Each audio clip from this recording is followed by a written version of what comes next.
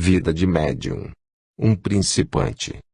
E acontecerá nos últimos dias, diz o Senhor, que derramarei do meu espírito sobre toda a carne, e os vossos filhos e as vossas filhas profetizarão, os vossos mancebos terão visões, os vossos anciãos terão sonhos.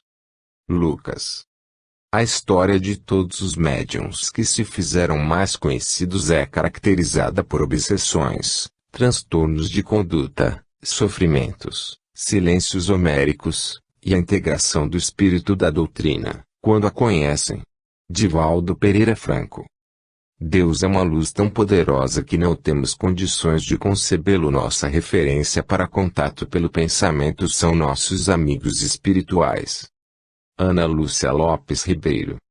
Introdução. Inicialmente, devemos ponderar sobre algumas ideias irracionais para ingressarmos propriamente no tema que é o foco do nosso estudo, que é a mediunidade. Partamos da seguinte sequência: quem quer que se proponha a pensar no porquê de estar vivo, vai concluir que 1. Nasceu da conjugação das células reprodutoras do seu pai e sua mãe. 2. Assim mesmo com relação aos seus pais, avós, bisavós e assim por diante. 3. Onde, porém, estaria a origem, o início? Pois não faz sentido não ter havido um início. 4. Partindo da premissa que os seres humanos reproduzem os corpos e que esses corpos morrem, qual é o sentido da vida física? Que dura apenas alguns anos, sabendo-se que há quem viva apenas dias ou horas. 5. Morrendo os corpos, alguma coisa lhe sobrevive. 6. Em caso negativo, qual a vantagem pessoal de se adquirir virtudes e tentar melhorar a qualidade de vida das futuras gerações? A ética, então, não faria sentido. 7. Em caso positivo, o que é esse elemento que sobrevive ao corpo? Qual a vantagem de continuar vivendo? 8. Negar a existência do espírito e sua sobrevivência é muito mais irracional do que afirmar sua existência e sobrevivência. A própria intuição indica nesse segundo sentido. 9. Existem espíritos encarnados e espíritos vivendo sem um corpo físico. 10. Podem uns se comunicar com os outros. Desde a mais remota antiguidade entre os povos primitivos, a ideia da comunicabilidade é natural.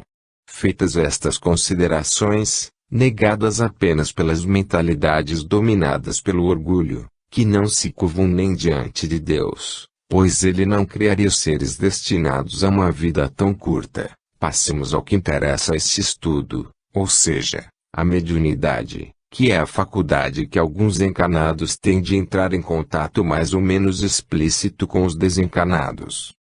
Apesar de se afirmar que todo mundo é médium, a realidade é que o número de médiuns ostensivos é relativamente pequeno e o dos que exercem a mediunidade com Jesus é menor ainda, sendo que, para compor o quadro destes últimos é necessária a vivência da humildade, do desapego e da simplicidade, além da prática do amor a Deus sobre todas as coisas e ao próximo como a si mesmo.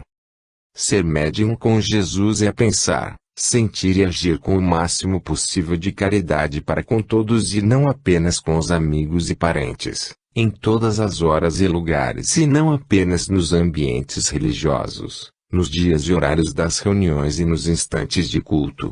Não que os médiuns devam descuidar-se dos seus deveres com a família e o trabalho, transformando-se em oráculos para satisfação da curiosidade daqueles que querem ver somente a fenomenologia sem a correspondente reforma moral, mas o médium deve ser sempre a mesma pessoa, comprometida com a causa do Cristo, em qualquer situação ou momento de sua vida, particular ou pública.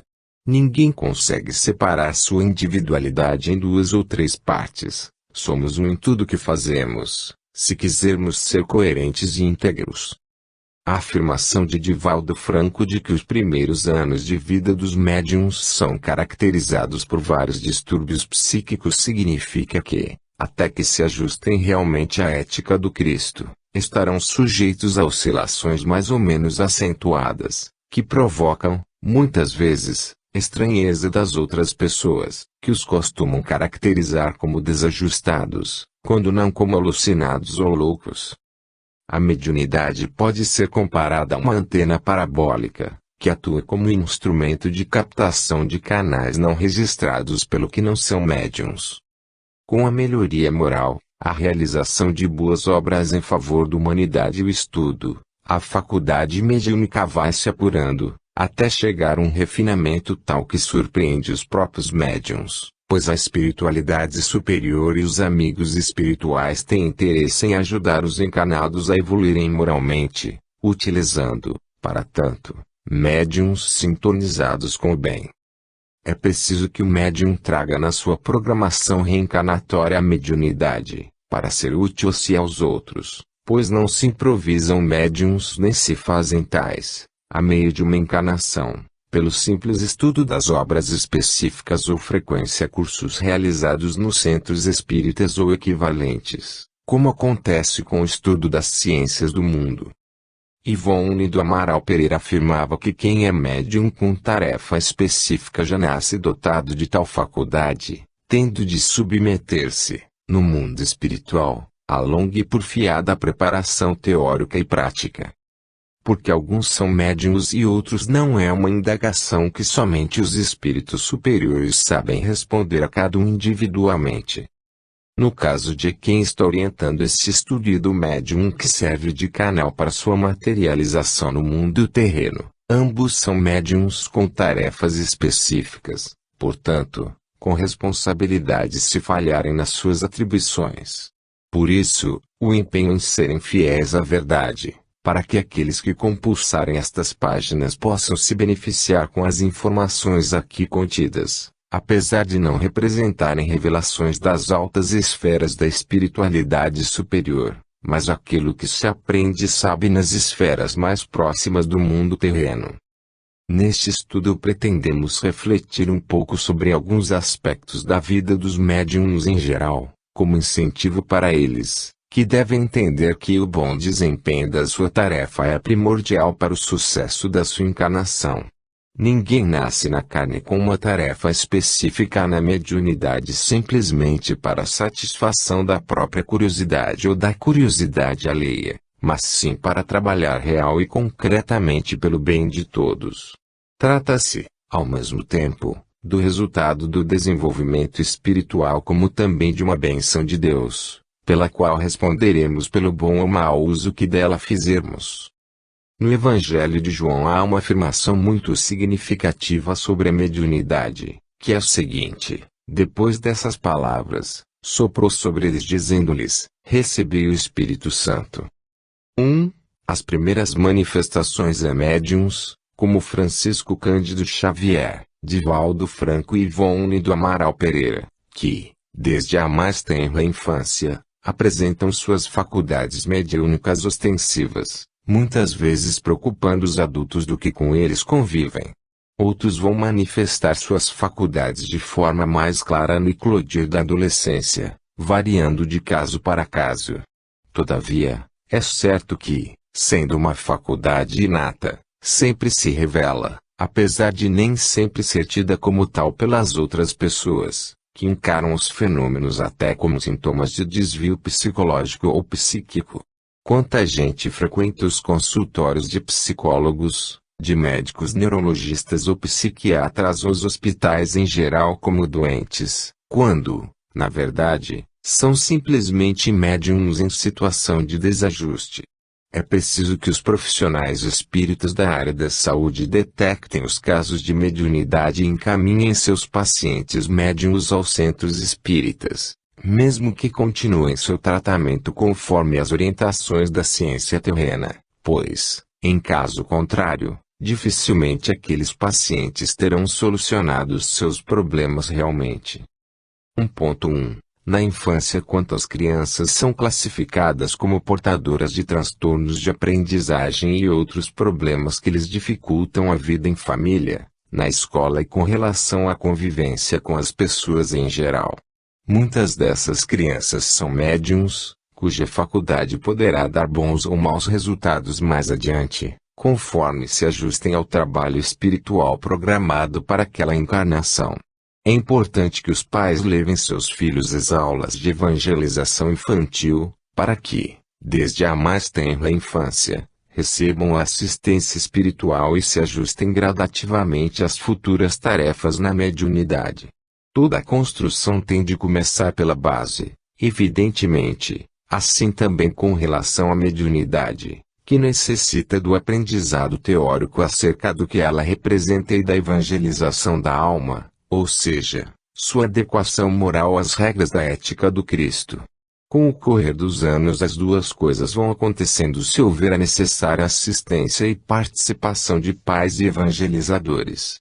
A compreensão infantil não é inadequada para o desenvolvimento gradativo dessa preparação, aliás, sendo a melhor fase para que se comece a sedimentar aquilo que, na idade adulta, representará uma faculdade mediúnica a serviço do Cristo em favor da humanidade. Grande é a responsabilidade dos pais nesse sentido. 1.2 Na adolescência a adolescência costuma ser considerada pelos pais e professores como um período desagradável, pois muitos encaram os adolescentes como incômodos e problemáticos. Todavia, assumindo os espíritos maior comando sobre o próprio corpo e ocorrendo a eclosão da sexualidade, cada encarnado revela sua verdadeira personalidade, com as virtudes e defeitos que trouxe na sua bagagem espiritual. Por isso, aparecem, em muitas pessoas nessa idade, grandes mudanças, que parece que são outras pessoas. Se tudo for conduzido de forma adequada, a fase de turbulência passa com menos transtornos e o adolescente chega à juventude bem preparado para seguir adiante, com sua mediunidade e sua vida em geral equilibrada e prometendo bons resultados na fase adulta. Em caso contrário, muito terá que ser feito para o ajustamento posterior. A atuação dos pais é a primordial, devendo encaminhar seus filhos médiuns aos centros espíritas e orientá-los, no próprio lar, sobre noções de mediunidade e a ética do Cristo. 1.3 Distúrbios psíquicos. Imagine-se um aparelho de rádio ou televisão com um sistema de sintonia mal ajustado. Assim é a mediunidade ainda não desenvolvida. Muita gente fala em desenvolvimento da mediunidade como se fosse semelhante ao exercício de um trabalho mecânico, que se aprende através das simples frequências aulas teóricas e a prática correspondente, mas a mediunidade exige um dado a mais, que é o ajustamento moral à ética do Cristo. Sem o preenchimento desse requisito, o médium passa a sintonizar com espíritos desequilibrados ou flagrantemente mal intencionados. O aspecto moral do médium é que faz a sintonia ser positiva ou negativa, acima de qualquer outro requisito. O pensamento, o sentimento e a conduta que produzem a sintonia no bem ou no mal. O grande segredo da mediunidade com Jesus é a vivência das virtudes. Sem esse requisito qualquer faculdade mediúnica, por mais aflorada que seja, esbarra nas trevas e gera obsessão, de graves resultados. 2. Situações a serem evitadas. Como dito, o aspecto da moralidade do médium é o requisito mais importante de todos para o sucesso da sua tarefa mediúnica, daí ocorrendo a vitória ou a derrota na encarnação. A quantidade de médiuns falidos é muito grande, pois a maioria, por omissão ou por desinteresse pela própria espiritualização, descumpre total ou parcialmente sua programação nessa área. O descaso com a autorreforma moral responde pela maioria desses fracassos. Vejamos alguns dos tropeços na vida dos médiuns, os quais devem ser evitados. 2.1 Drogadição. A disseminação do uso de drogas tomou proporções alarmantes, representando um sintoma evidente do desajuste moral de grande parte da humanidade. Ao invés de apelar para os medicamentos adequados, por exemplo, aos quadros de ansiedade e outros problemas neurológicos ou psíquicos, os quais detêm um tropismo positivo, como dizia o médico Ronaldo Tonel da Silveira, muita gente se sente mais afinizada com as drogas, tentando acalmar suas inquietações, todavia dotadas de um tropismo negativo.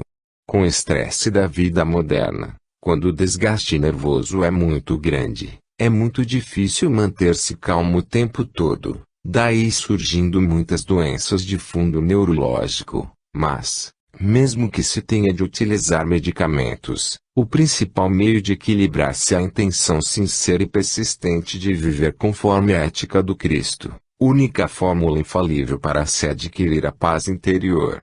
Os medicamentos podem manter a máquina orgânica sob certa estabilidade, mas do fundo da consciência que brota a paz interior, que gera a felicidade.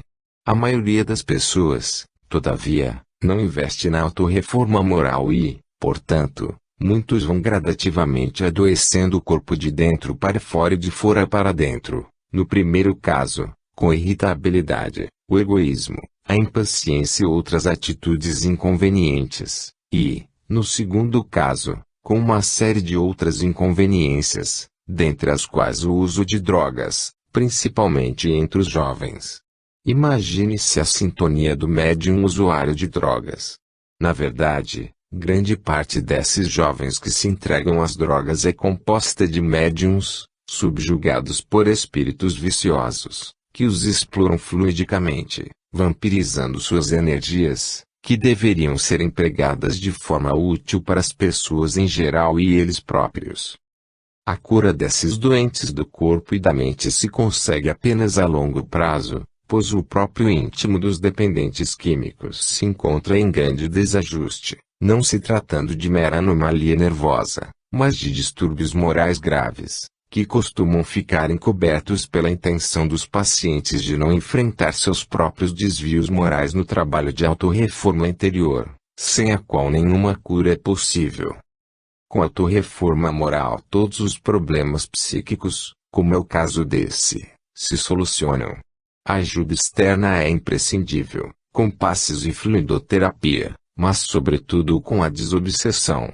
Todavia, tudo dependendo da mudança interior do paciente, que deve investir na mudança de estilo de vida, como Paulo de Tarso, Madalena e Zaqueu. 2.2 Alcoolismo. Tudo que foi dito sobre a drogadição vale para os dependentes do álcool, pois, também neste caso, o que gera a dependência é a falta da autorreforma moral. Os médiuns dependentes do álcool são vítimas de si próprios, mas a raiz dessa dependência está na manutenção dos defeitos morais mencionados neste estudo, os quais criam um elo entre o médium e os espíritos viciosos que lhe exploram as energias. 2.3 Tabagismo. Tabagismo vem sendo objeto de alertas das próprias entidades governamentais de saúde. Todavia, é estranho que ainda se permita a fabricação e comercialização de produtos tão nocivos à saúde, o que reflete o nível do planeta que habitamos, onde prevalecem os defeitos morais em lugar das virtudes. Ora, se é declaradamente reconhecida a nocividade do tabaco, por que se permite sua industrialização e comercialização? Médiuns, atentem para esse autoenvenenamento, que, na verdade, representa uma das múltiplas formas de suicídio lento, pelo qual cada um responde perante a própria consciência. Libertem-se de todas as amarras que lhes dificultam o cumprimento da tarefa que lhes está destinada, no socorro e esclarecimento de encarnados e desencarnados através da mediunidade. 2.4 Sexolatria. Mohandas Gandhi afirmou que de todos os vícios o mais difícil de ser vencido é a gula. Todavia, a sexolatria é um dos mais renitentes males do psiquismo humano. Infeliz de quem se deixa dominar pela sexolatria. Os médiuns devem verificar se sua sexualidade está sendo empregada com ponderação ou vem sendo tratada como meta de vida, com a consequente vampirização das suas forças e a impossibilidade de sintonia com seus orientadores espirituais. Os 10 mandamentos, recebidos mediunicamente por Moisés, na certa foram estabelecidos sob aquele formato por ordem do próprio Jesus, o divino governador da terra, o qual, conhecedor profundo da alma humana, nas limitações intelecto-morais que nos caracterizava então, contemplou como uma de suas regras a de não cobiçar a mulher do próximo. Naturalmente que assim o fez porque sabia que os espíritos encarnados em corpos masculinos estariam inclinados a desrespeitar a maior delicadeza e sensibilidade daqueles outros vestidos temporariamente nas características femininas e, por isso, estabeleceu uma regra específica para esse caso. Deve-se compreender o porquê de nada se referir à hipótese contrária. A letra mata e o espírito vivifica, assim devemos interpretar as coisas de Deus, ou seja, conforme seu significado espiritual. Guardando os atavismos ainda muito acentuados das vivências primitivistas, o ser encarnado masculino daquele tempo visava muito mais a satisfação da libido compulsiva, enquanto que a mulher, repetindo multifárias experiências na maternidade, esperava, pelo menos aquelas mais evoluídas espiritualmente, a felicidade de poder guardar no ventre o rebento, que, daí a 9 meses, se tornaria seu filho amado. A diferença ético-moral de mentalidade neste ponto entre os gêneros naquelas épocas recuadas era muito maior do que hoje. Quando Jesus veio pessoalmente pregar a Boa Nova, um dos tópicos que mais fez questão de abordar foi a igualdade entre os gêneros, podendo-se perceber isso facilmente pela forma como tratava homens e mulheres, ou seja, com a mesma suave autoridade, ensinando a união respeitosa entre ambos e a valorização recíproca. No episódio do julgamento da mulher adúltera, por exemplo, lecionou essa igualdade de maneira insofismável, de modo a não deixar dúvida alguma para o resto da eternidade. Todavia, com o advento da doutrina espírita, que Jesus prometeu enviar no tempo certo, para ampliar os horizontes da verdade e nossa compreensão, os seus emissários espirituais foram claros ao afirmar que o espírito não tem sexo, mas deve viver, quando encarnado, como homem e como mulher, para aprender o que um e outro sabem, tornando-se, ao final de muitos milênios, espírito puro, pela sua relativa e progressiva completude intelecto-moral. Este tema deve ser pensado madura e seriamente por todos aqueles que se interessam pelo próprio aperfeiçoamento intelecto-moral, com vistas a ingressarmos na fase espiritual do mundo de regeneração em que se converterá a Terra, pois não se concebe que mantenhamos um pé no futuro e outro no passado primitivista da mentalidade que vivemos na época de Moisés. Se a mulher deve exercer a sexualidade responsável, inclusive refletindo sobre como e com quem exercer suas expansões naturais, o mesmo deve fazer o homem, para não estarmos sujeitos aos dolorosos dramas de consciência e a consequente necessidade de irmos para a prisão, saindo de lá somente depois que tivermos pago o último quadrante, como disse Jesus, na sua linguagem simbólica. A sexualidade é uma das formas da energia irradiante do espírito, tanto quanto a inteligência e a afetividade, sendo que, bem ou mal direcionada, dispara automaticamente a lei de causa e efeito, que, se é verdade que está submetida à lei do amor e da caridade, traz, também, irremediavelmente, o ingrediente da justiça. 2.5 Alimentação inadequada. O peixe morre pela boca é uma expressão que utilizaremos com outra conotação para dizer que muita gente comete suicídio lento ao fazer uso de alimentação inadequada, havendo muitos casos de intoxicação gradativa, que provoca desencarnação precoce ou antecipada. Preferir o sabor à qualidade alimentar é uma postura de total incúria, que, infelizmente, a maior parte das pessoas, principalmente os ocidentais, adotam, com sérias consequências. Os médiuns devem cuidar desse aspecto, para viverem com saúde e bem cumprirem sua tarefa de socorro e esclarecimento aos encarnados e desencarnados com a utilização da sua mediunidade. As pessoas em geral ainda não despertaram para o significado verdadeiro da alimentação, que deve visar a saúde e não a satisfação do paladar, normalmente viciado pelos desvios alimentares. 2.6 Ociosidade. Afirmam alguns que a ociosidade é mãe de todos os vícios. Não sem razão, transcrevemos a mensagem de um irmão espiritual intitulado O Trabalho Constante do livro Luz em Gotas, psicografado por Gilberto Pontes de Andrade. O trabalho, Lavoisier, não deveis deixar que a vossa existência transcorra através de uma luta acirrada, e, por vezes, feroz, no terreno simplesmente utilitarista. Não convém que sejais exclusivamente formigas. Deveis ter, porém, alguma coisa das cigarras. Dessa forma, aprendereis a viver de acordo com a natureza e, portanto, de acordo com as leis divinas.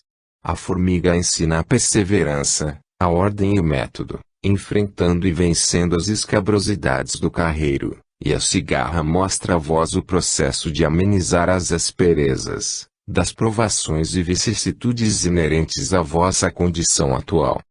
O trabalho não é castigo, é benção. Ele deve, por isso mesmo, ser executado com prazer.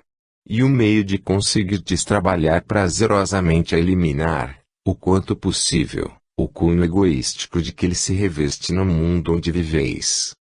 O objetivo do trabalho não está, como se imagina, unicamente no lucro econômico que proporciona. Além desse aspecto mercantilista, há um outro que não pode passar despercebido por todos os que visam a própria paz de consciência. Refiro-me à sua finalidade essencial, ao seu motivo elevado, que é promover, acoroçoar a evolução, despertando os poderes do espírito. Tal é, em realidade, a razão superior do trabalho. Portanto, quem trabalha sempre se enriquece. O espírito de verdade, em belíssima passagem de A Grande Síntese, assim se manifesta acerca do magno assunto. A vossa mentalidade utilitária tem feito do trabalho uma condenação, um tormento insaciável de posse. A lei do mais forte, que vigora no mundo econômico, fez do trabalho uma forma de luta e uma tentativa de furto ou extorsão. O trabalho pode ser considerado como uma dor. Mas, ela é justa e está no seu posto certo como uma alavanca da evolução, exprime nas suas formas atuais, aí no mundo, exatamente o que mereceis e o que sois evolutivamente falando. Todos os males de que padeceis individual e coletivamente são devidos à vossa impotência para fazer o melhor, e à vossa imperfeição social. Mais do que uma necessidade econômica, o trabalho é uma necessidade moral. E o conceito de trabalho econômico deve ser substituído pelo de trabalho-função social. Direi mais, trabalho-função biológico-construtora. O trabalho tem a função de criar novos membros exteriores, como, por exemplo, a máquina, expressões do psiquismo e a função de fixação, pela repetição constante dos indivíduos dentro do esquema social. Procurar entender o trabalho como instrumento de construção eterna, cujo fruto é também individual sob a forma de aptidões adquiridas para sempre, e não como acumulação de vantagens materiais, imediatas e transitórias. Na figura infecunda, e, por isso mesmo, castigada, prefigurou o Cristo a ociosidade e o parasitismo, quer considerados individualmente, quer relacionados a classes sociais inteiras, que consumem sem produzir. Sabe-se que a cada um é dado segundo as próprias obras. Assim, o trabalho deve ser exercitado como verdadeira bênção e graça divinas. 2.7 Maledicência. Ao invés de utilizarmos a maledicência, que gera a sintonia com o mal, os médiuns devem procurar a inspiração dos seus amigos espirituais através da prece. Somente assim aparecem as soluções para qualquer tipo de dúvida. A maledicência é uma forma anticristã de tentar proceder, que se traduz em procurar excluir da nossa presença e companhia os irmãos com os quais não nos afinizamos, ao invés de procurarmos respeitar-lhes a forma de pensar. A respeito, cabe aqui a mensagem da irmã Teresa, constante do livro acima referido. Para que serviam os amigos, irmã Teresa? Quando o homem pretende ser querido pelos demais, passa a adotar a gentileza e a doçura como formas de conduta. Porém, logo que se apropria da confiança dos seus pares, passa a adotar uma atitude inversa, ignorando as mais comezinhas normas de fraternidade. Isso tem sido uma realidade no cenário humano.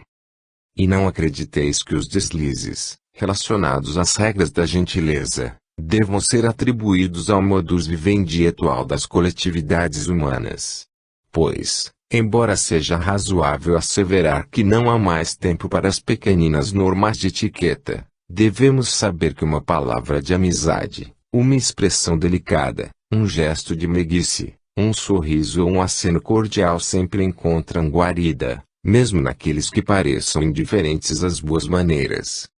O gesto amável é o passo para sedimentar uma amizade nascente e, também, para apagar uma suspeita infundada, uma informação infeliz, uma inspiração negativa.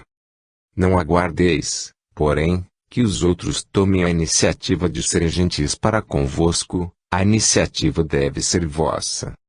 Sejam os vossos hábitos de culto da gentileza um modo de equilíbrio, que deveis impor a vós mesmos como disciplina de autoburilamento da vontade e do comportamento.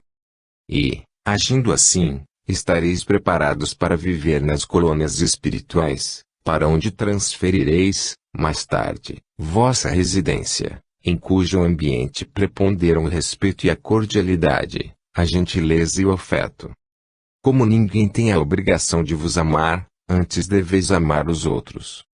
Respeitai nos ásperos, nos ingratos e nos frios do vosso caminho, criaturas infelizes, a quem deveis maior cota de gentileza, pois isso também é caridade.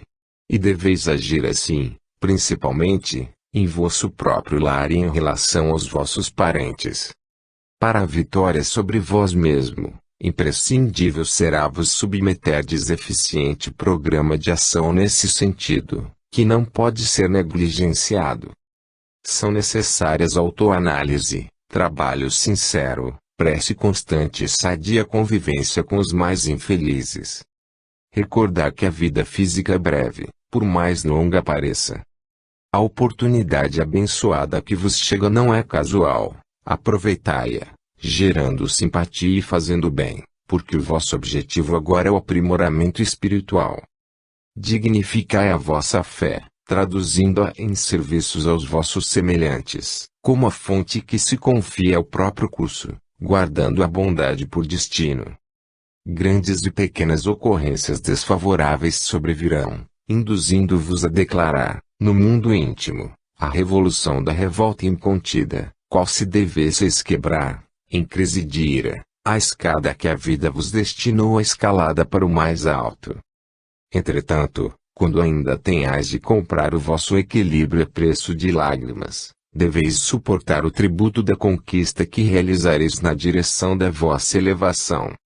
No claro caminho que vos foi reservado, encontrareis o lamento, as injúrias e as injustiças daqueles que acreditaram na elevação sem trabalho, e, por isso mesmo, viam-se esbulhados pela própria rebeldia, na vala do desencanto.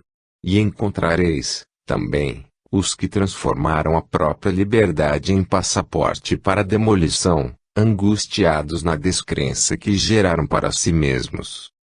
Prossegui sem esmorecer, auxiliando e construindo, e sereis por vossa fé o alento dos que choram, a esperança dos tristes, o raio do sol para os que atravessam a longa noite da penúria, o apoio dos amargurados, a abnegação que não teme estender o braço providencial aos caídos, e o bálsamo dos que tombaram e se feriram no caminho. Seja a vossa fé a armadura e o crisol. Com ela defender-vos-eis das arremetidas da sombra e purificar-vos-eis através da lealdade ao bem eterno, marcada, quase sempre, pelo fogo do sofrimento. Seja a vossa fé, enfim, o guia para o ingresso na suprema redenção, mas, para semelhante vitória, exigeis vossa disposição para abençoar incessantemente e servir sem esmorecer. Que as bênçãos de Jesus iluminem os vossos caminhos e solidifiquem o vosso espírito nos trabalhos de cada dia. 2.8 Orgulho. O orgulho representa uma visão distorcida da nossa própria individualidade.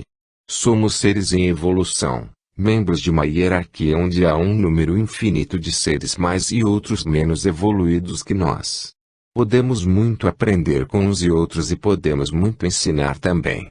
Fomos feitos para conviver em harmonia com todos, pois vigora na natureza o sistema da colaboração.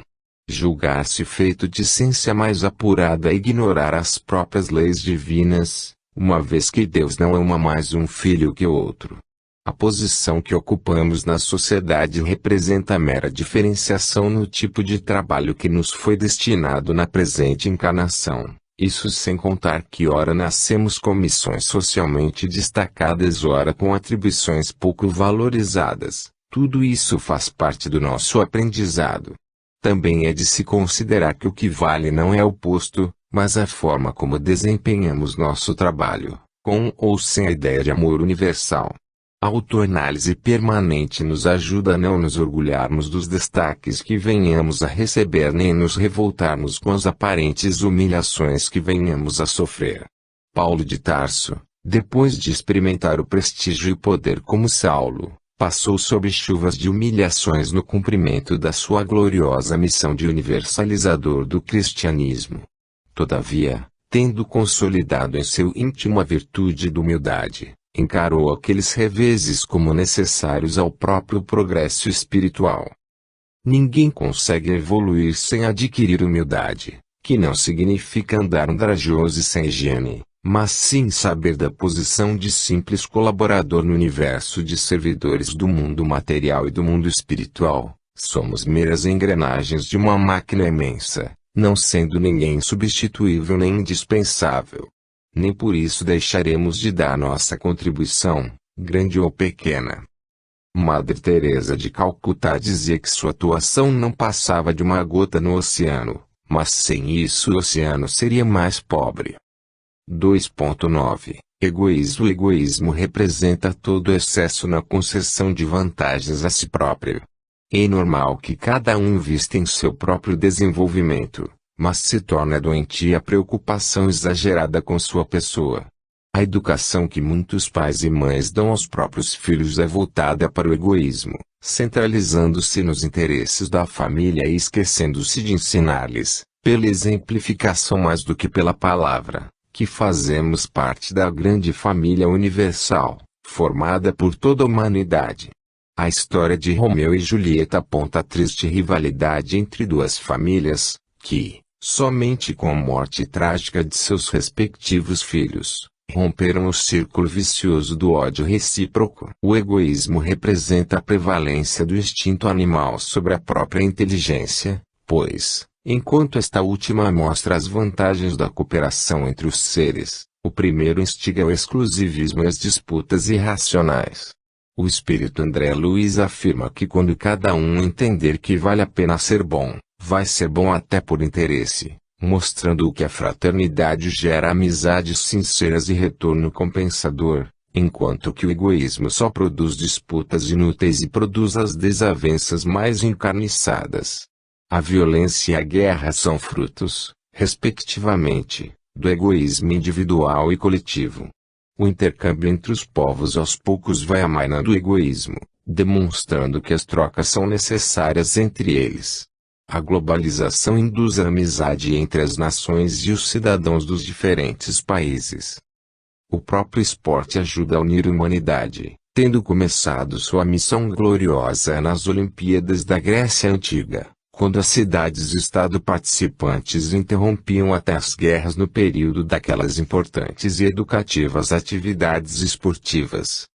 Se cada um decidisse o que sabe ou pode realizar e recebesse aquilo de que necessita, a realidade humana seria totalmente diferente. Caminhamos nesse sentido, sendo exemplo nobilíssimo o trabalho voluntário, que aumenta a cada dia, multiplicando-se o número de voluntários e o de entidades filantrópicas e ONGs. Saulo não manifestava qualquer tendência para o egoísmo, sendo que, por isso, ficou facilitada sua vida após a conversão ao estilo do homem novo, dividindo prazerosamente com todos os seus poucos bens e seus grandes conhecimentos e generosidade. Vencer o próprio egoísmo começa pelo desapego a uma série de vantagens materiais e cresce através da renúncia a outras tantas coisas, que funcionam peso no nosso voo rumo ao infinito. Devemos fazer como o baloneiro que vai desprendendo os sacos de areia amarrados ao balão para poder distanciar-se do solo e voar cada vez mais alto. 2.10 Vaidade. O desejo de evidência retira o mérito de muitas realizações. Quem procura o destaque através das obras sociais já recebeu seu galardão e nada tem a receber da justiça divina. O desinteresse verdadeiro compõe o perfil psicológico do homem novo, enquanto que o homem velho realizar boas obras com o fito de projetar o próprio nome e ser homenageado pelos seus contemporâneos. A vaidade é sutil e se esconde atrás das máscaras do falso idealismo. Quanta gente vive em função da vaidade e sofre quando não recebe o reconhecimento que julga merecer. Saulo não pecou pela vaidade, pois nunca pretendeu receber elogios e benefícios outros que não a aprovação da sua consciência. Mesmo quando enveredou pelo caminho da intransigência e da violência, não estava movido pela vaidade, mas sim pelo orgulho, como dito linhas atrás. Paulo de Tarso, o homem novo, era simples, desataviado, despretensioso, amigo da forma de viver sem formalidades desnecessárias. Assim também deve ser o homem novo de hoje, acessível, cordial, afável e de trato fácil em relação a todas as pessoas, sem preocupação em querer uma projeção desnecessária em função do trabalho idealista que realiza. Sabe que os elogios em nada lhe ajudarão no progresso moral. A vaidade é um defeito moral grave, que deve ser detectado e substituído pela virtude oposta, que é a simplicidade. Os homens e mulheres realmente superiores são simples, como se vê em exemplos nobres de ontem e de hoje. Os vaidosos assemelham-se aos pavões, que chamam para si o ridículo e a inveja de outros vaidosos menos bem-sucedidos. A vaidade a que nos referimos aqui nada tem a ver com a preocupação feminina de bem apresentar-se e enfeitar-se, mas sim apontamos apenas a vaidade defeito moral. 3. Conhecimento de qual é sua especialidade. Cada médium traz na sua programação a especialidade em que irá desempenhar a tarefa mediúnica. Assim, por exemplo, Francisco Cândido Xavier, apesar da multiplicidade dos seus dons mediúnicos, tinha a missão do livro, de Valdo Pereira Franco e da oratória e assim por diante. A especialização é necessária para que o trabalho conjugado de ambos os planos produza os melhores resultados.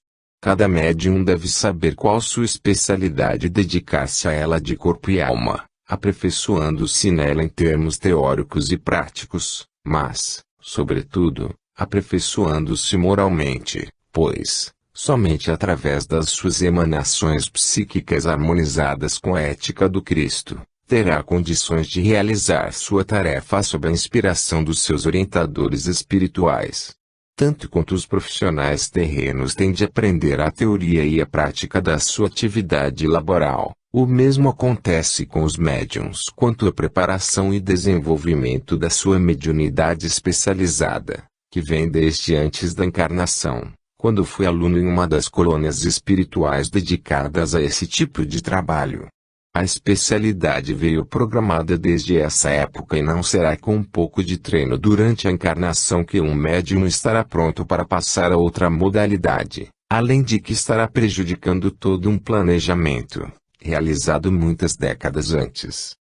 3.1 Permanência nessa especialidade. O item anterior antecipa um tanto o que temos a dizer no tópico atual. Todavia nunca é demais repetir que a questão da responsabilidade com o compromisso mediúnico não representa um favor que se faz à espiritualidade superior, mas sim um benefício para o próprio médium, que terá se desincumbido das promessas de trabalho que empenhou junto aos seus orientadores, que, normalmente, programaram suas tarefas para a encarnação visando seu progresso intelectual e moral e a quitação dos seus débitos frente à própria consciência.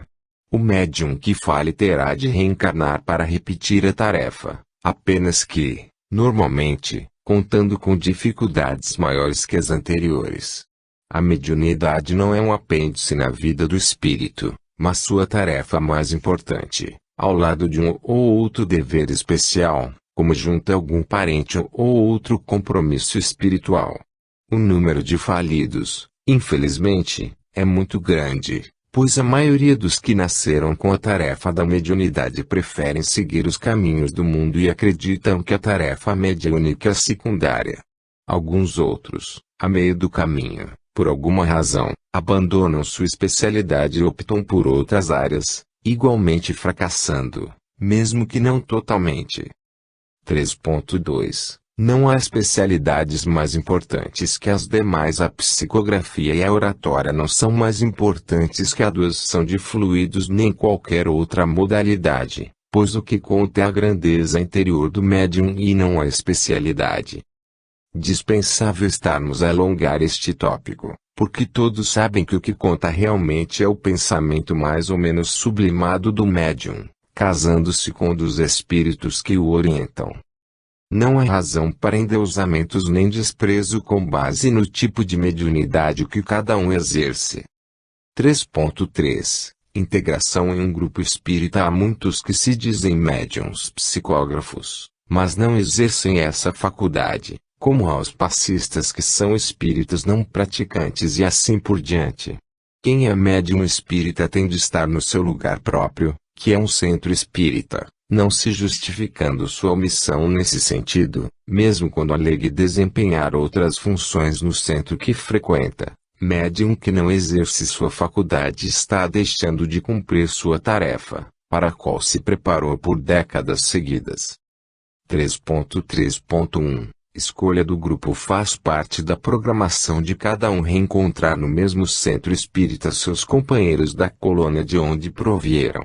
Veja-se o exemplo de Francisco Cândido Xavier, que viu os amigos do arco-íris através da vidência e que reencarnaram para trabalhar na mediunidade principalmente, secundando-lhe as tarefas missionárias. Sem afinidade em determinado grupo, o rendimento se minimiza, porque somente a união faz a força. Alguém que está deslocado, fora do seu grupo de afins, deve procurar sua equipe e integrar-se nela. 3.3.1.1 Obediência é uma programação adrede estabelecida antes da encarnação. Que as pessoas que não têm mediunidade desacreditem da existência da vida após a desencarnação ainda se pode justificar de alguma forma, mas que médiuns tenham dúvidas quanto à comunicabilidade entre encarnados e desencarnados é fazer tabula rasa da própria faculdade que lhe proporciona a percepção do mundo invisível aos olhos de carne. Trazendo uma programação definida, no sentido de contribuir para que os descrentes creiam e os sofredores de ambos os lados se esclareçam e passem a viver segundo os padrões da ética do Cristo. Não se pode admitir que o médium se desvie da sua rota para atender aos interesses materiais ou por descaso com a própria consciência. Mais importante que qualquer outro objetivo terreno, pois que representa a obediência à voz da consciência, o cumprimento dos itens que estão gravados no próprio íntimo é de suma importância para os médiuns. Os amigos espirituais, que trabalham conjuntamente com os encarnados, aguardam que cada um faça a sua parte, sob pena de abandonarem os desidiosos à própria sorte, tal como Emmanuel afirmou ao jovem Francisco Cândido Xavier que, se ele não seguisse sua programação corretamente, o relacionamento entre ambos teria de ser interrompido, pois o guia não tinha tempo a perder com outras metas quaisquer. Não que se irá chegar ao fanatismo e à irracionalidade, mas quem conhece a própria tarefa, não deve deixá-la de lado, a pretexto de adaptar-se às conveniências de César ou de Mamon.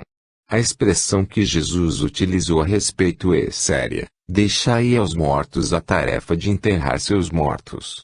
Quem olha para trás vira uma estátua de sal, no sentido simbólico da expressão, enquanto que aqueles que vão adiante na sua jornada, superam os obstáculos, dos quais os principais são suas próprias mazelas morais. 3.3.1.2 Manter-se fiel ao seu grupo. Como dito várias vezes nesse estudo, cada médium encontra-se integrado em um grupo, composto por encarnados e desencarnados. Ali, naquele ambiente fraterno, tudo se torna mais fácil, pois reina a harmonia de sentimentos e de objetivos. Se aquele não é o seu grupo, o melhor que o médium pode fazer é procurar qual seja ele, sob pena de insatisfações e resultados abaixo do que seria desejável. A fidelidade ao seu grupo proporciona a realização pessoal e o sucesso dos empreendimentos daquela equipe. Existem muitas colônias espirituais e cada uma delas tem seus alunos e mestres, apesar de haver intercâmbio salutar e amigável entre elas. A inadaptação de um médium a um grupo pode significar apenas que ele não faz parte daquela equipe, mas não deve ser excluído por esse simples fato, cabendo a ele, sim, continuar ali ou não. A respeito, deve-se tomar como referência o fato de Jesus ter convidado Judas para integrar a congregação dos 12, mesmo sabendo que aquele discípulo o trairia, quis mostrar e marcar de forma indelével a lição da tolerância. Agir de forma contrária a essa é contrariar a ética do Cristo. 4. A vida pessoal não há como separar-se o ser humano em duas realidades. Aquele se apresenta em público e o outro, com uma índole diferente da primeira. Cada um é um só em qualquer situação ou local que seja. Trata-se de uma questão de coerência. Por isso, aconselhava-se que uns confessassem suas faltas aos outros, para ninguém se enganar sobre pretensa santidade de outrem, uma vez que apenas Jesus nunca errou, todavia recusou o qualificativo de bom. Nem santidade aparente nem desregramento oculto ao público, cada um deve ser o melhor que puder, todavia assumindo as consequências das próprias imperfeições, contudo, lutando por dominá-las, aliás, atendendo ao que Allan Kardec afirmava quanto aos verdadeiros espíritas como sendo aqueles que empreendem todos os esforços para domar suas más inclinações. A vida pessoal de cada um deve ser compatível com as virtudes da humildade, desapego e simplicidade, amor a Deus e amor ao próximo. Todavia, a consciência de cada um deve ser o juiz com direito a proferir sentença de condenação ou absolvição, não sendo lícito a ninguém arvorar-se em censor da conduta alheia, a não ser que haja desonestidade ou imoralidade que atinjam o trabalho da equipe de forma grave. 4.1 Atividade profissional. No livro Luz em Gotas, já referido, encontra-se a seguinte mensagem: o trabalho, um amigo. O trabalho é um dos principais educadores do caráter do ser humano, porque produz a disciplina, obediência, consciência, atenção, aplicação e a perseverança, dando ao homem habilidade na sua profissão. A aptidão natural e a inteligência são necessárias para que o homem dirija os negócios da sua vida comum. O trabalho é a lei natural da vida, o princípio que impele o homem individualmente e, em termos coletivos, as nações. A maior parte dos homens acha-se obrigada pelo trabalho manual. Mas, ao trabalhar com o cérebro ou com os braços, todos devem dar sua cota de serviço à construção comum do edifício social. O trabalho pode ser considerado como fardo ou castigo. Mas, para o trabalhador, pode ser interpretado como uma honra e glória. Sem ele, nada se pode realizar de construtivo. E tudo que é grande no homem provém do trabalho. A civilização que desfrutamos é o seu resultado em milênios de acumulação operativa. Se o trabalho fosse abolido, a humanidade receberia um golpe mortal. A ociosidade rói o coração e o consome, assim como a ferrugem desgasta o ferro. A indolência degrada, nunca dá bom resultado, é sempre inútil, melancólica e miserável. A preguiça é veneno do corpo e da alma. O homem ocioso é inútil, e qualquer que seja a extensão cronológica da sua vida, ele simplesmente vegeta. A vida de um homem é medida pelo seu trabalho útil. Os primeiros mestres do cristianismo também ensinaram, exemplificando, o valor do trabalho. Dizia Paulo, o apóstolo, aquele que não quiser trabalhar, também não comerá. E ele mesmo glorificou-se de ter sobrevivido pelo seu próprio trabalho, sem ter sido peso a ninguém. São Bonifácio, ao desembarcar na Bretanha, trazia consigo um volume do Evangelho em sua régua de carpinteiro. E Lutero, no meio de suas múltiplas ocupações, ganhava a vida cultivando jardins, edificando e consertando relógios. Ele dizia: enquanto houver nesta cidade um homem que não trabalhe ou uma mulher preguiçosa, haverá gente sofrendo frio e fome. O hábito de uma ocupação útil é, tanto para o homem quanto para a mulher, uma condição essencial de felicidade e bem-estar. Só é trabalho a ocupação que seja útil, e o bom emprego do tempo é um dos maiores segredos da felicidade. Extraímos desse texto a seguinte expressão: só é trabalho a ocupação que seja útil. Devem os médiuns analisar se suas atividades profissionais são realmente úteis, pois a consciência julgará, com a absolvição ou a condenação. 4.2 A vida familiar. A opção de casar ou não casar é estritamente pessoal, todavia cabe aqui a orientação colhida no multicitado livro. O poder da família, M. Clara. O lar é a primeira e mais importante escola do caráter. É nele que todo ser humano recebe sua melhor ou pior educação moral e espiritual. É nele que se recebem os primeiros ensaios para adaptação à vida iniciante. Há um provérbio que diz: o lar faz um homem. A educação na família compreende não só os costumes, mas também o caráter. É, sobretudo, nela que o coração se abre, que os hábitos se formam e que o caráter se amolda para o bem ou para o mal. Dessa fonte, pura ou impura, nascem os princípios e as máximas que governam a sociedade. A lei mesmo não é senão um reflexo da família.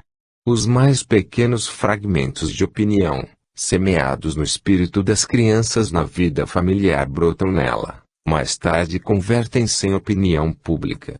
As nações formam crianças, e aqueles que as dirigem exercem poder talvez maior do que aquelas que detêm as rédeas do governo. É da ordem da natureza que a vida doméstica seja uma preparação à vida social, e o caráter e a formação religiosa sejam, portanto, construídos no lar. A partir daí, os futuros membros da sociedade são trabalhados individualmente e modelados um a um. Por isso mesmo, pode-se considerar a família como a escola mais influente da civilização. A civilização das criaturas é uma questão de educação individual. E a sociedade será mais ou menos civilizada se seus componentes forem mais ou menos educados de forma correta na sua infância. A educação de qualquer homem, mesmo o mais sábio, não pode deixar de ter recebido forte influência do círculo moral e espiritual, no qual viveu seus primeiros anos. O homem vem ao mundo incapaz de se ajudar. Ele depende, de modo absoluto, dos que o rodeiam, tanto para o alimento, quanto para sua educação. A criança mostra o homem, como o dia de hoje faz prever o amanhã. Os impulsos de conduta mais duradouros e mais arraigados têm sempre sua origem perto do nascimento. É nessa fase que principiam a implantar-se os germes das virtudes e dos vícios, das impressões ou sentimentos que determinam o caráter para o resto da vida. A criança está colocada à porta da entrada de um mundo para ela desconhecido, e seus olhos abrem-se às coisas que são, para ela, novas e admiráveis. No princípio, basta-lhe o fato de olhar, mas, pouco a pouco, começa a observar, comparar, aprender, reunir observações e ideias. Debaixo de uma sábia direção, o progresso que a criança faz é espantoso. A educação que as mães lhes dão é humana. O homem é a cabeça, mas a mulher é o coração da humanidade. Ele é o juízo, ela o sentimento. Ele é a força, ela é a graça, a afeição e o amor. O pai preocupa-se com a instrução, a mãe com o coração. 4.3 A sexualidade. Devido à incompreensão que ainda vigora sobre a sexualidade, este tópico será mais extenso, na tentativa de fornecer alguns subsídios para o esclarecimento do assunto, dentro das nossas limitações. Na palestra que Divaldo Pereira Franco realizou no Congresso de 2010 em homenagem ao centenário do nascimento de Francisco Cândido Xavier, proferiu uma frase que pode chocar os puritanos, mas que retrata a realidade dos seres criados por Deus, que é a seguinte: tudo é sexo. E contou como Emmanuel ensinou o médium missionário de Pedro Leopoldo a canalizar a energia sexual para a psicografia, suplicando emocionadamente às irmãzinhas, as células sexuais, que o ajudassem nesse sentido, pois ele não poderia atender aos apelos delas da forma convencional, uma vez que tinha de concentrar todos os seus esforços e vitalidade na missão que trouxera naquela encarnação. Trata-se de um ensinamento importantíssimo, a quem